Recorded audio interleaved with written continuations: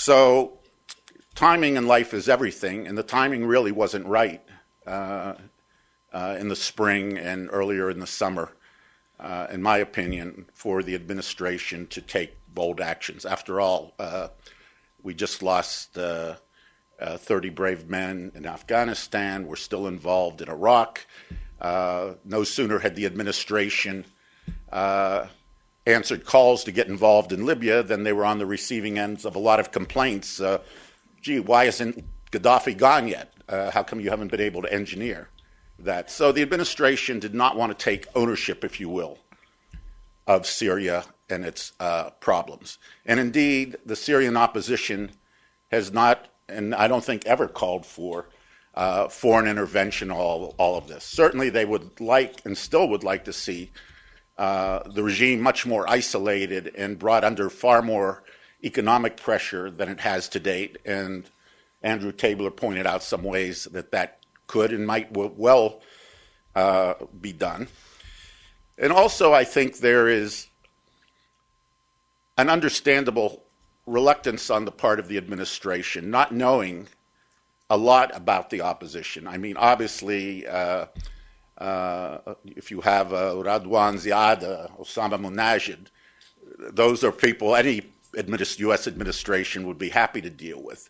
But I think there was a hesitance because they weren't sure if the liberals, if the Democrats were the ones who could truly speak for what was going on in Syria. As brave as the opposition has been and as peaceful as it has been, there's always that fear that, one day somebody's going to say, well, who allowed the Salafis to rule in Libya, or who allowed them into Syria? Well, it was that Obama administration.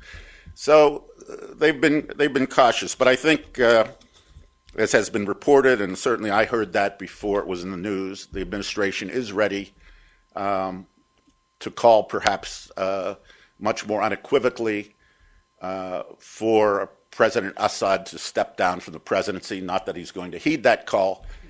He and his family are obviously fighting, not just, they feel, I'm sure, not only that they're fighting for their political lives, but I'm sure Bashar watched a former ally of the United States, Hosni Mubarak, on a hospital bed in a cage in a courtroom.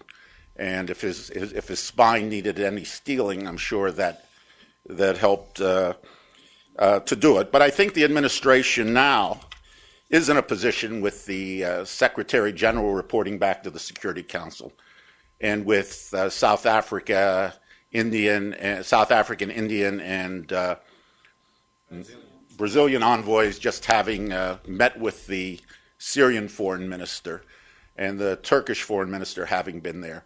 The U.S. is in a much stronger position, along with Britain and France, to push the Security Council now to start seriously considering sanctions resolutions. And meanwhile, it could probably be expected that Turkey will be much more willing to take visible actions to further isolate the regime, as will the European Union, without waiting for Security Council resolutions. Having said all that, I would hope the administration would recognize that, barring the coup that Andrew Tabler hopefully referred to, that this is a regime that does largely command the loyalty thus far of extensive and overlapping security services, certain elite units in the military. And while I don't have precise numbers, a couple of weeks ago, a State Department official said they did not believe at that time, and now 2 weeks have elapsed, but they did not believe at that time that more than 1,000 Syrian soldiers had defected from the military. Now, nobody, I'm sure, has a precise count. But again, the military will need to be stretched much further, and we may see that with Aleppo and Damascus, as Ausama and Ziad indicated, Radwan, indicated. The army can't be everywhere all the time, and at some point they may reach a breaking point. Meanwhile, there's a question is how, if the economy collapses, how Bashar is going to pay all these people. So I will end there. Thank you very much. Thank you, Ted and Radwan and Ausama and Andrew for that very sober assessment of the situation in Syria. Clearly, I think we can expect more protests and bloodshed ahead. Assad is clearly seen as illegitimate by much of the international community, and yet, as we've been saying here, few have been willing to call on Assad to step down. Unlike in the case of Mubarak, there's fear of a power vacuum. Of course, there's also the obligation that might entail.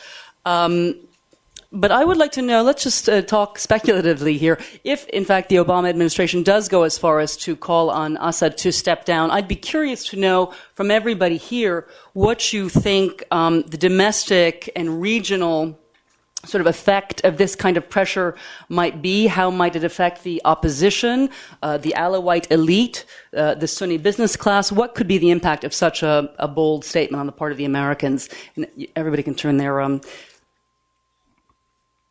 Yes. Thank you, Kate. First, actually, this will encourage more people to be on the ground, specifically in Damascus and Aleppo.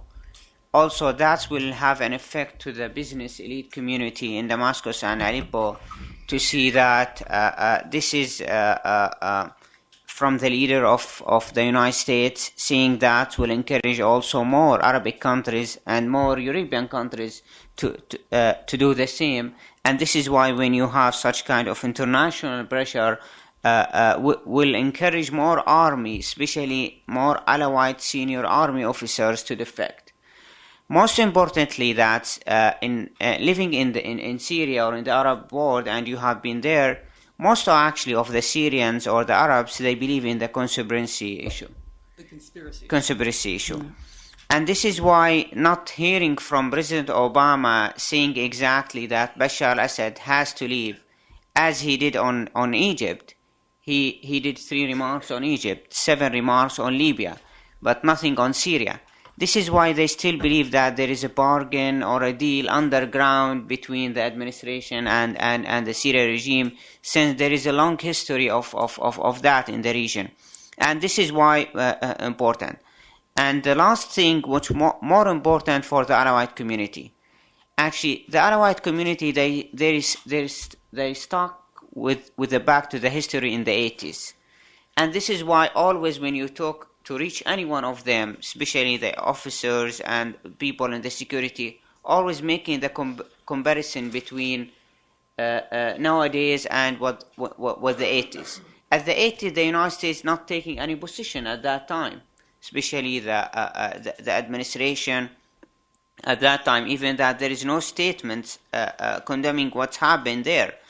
And there is no follow-up, even that the international courts or in anything.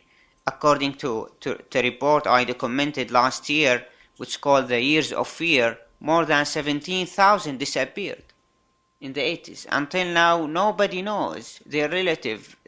Nobody knows where they're actually there. And this is why when the Alawite community heard from the President of the United States that Bashar al-Assad has to step down, they understand this is quite different on the 80s. Now we have already the regional context where we have what happened in Tunisia and Egypt. Then we have different world, and we have to accept the reality. Yesterday, the former Minister of Information, Mohammed Salman, he said exactly, this country cannot be ruled by one sect. And this is quite different than what we have in the 80s. And this is, I think that this is the importance for the President Obama to say something like that. Thank you.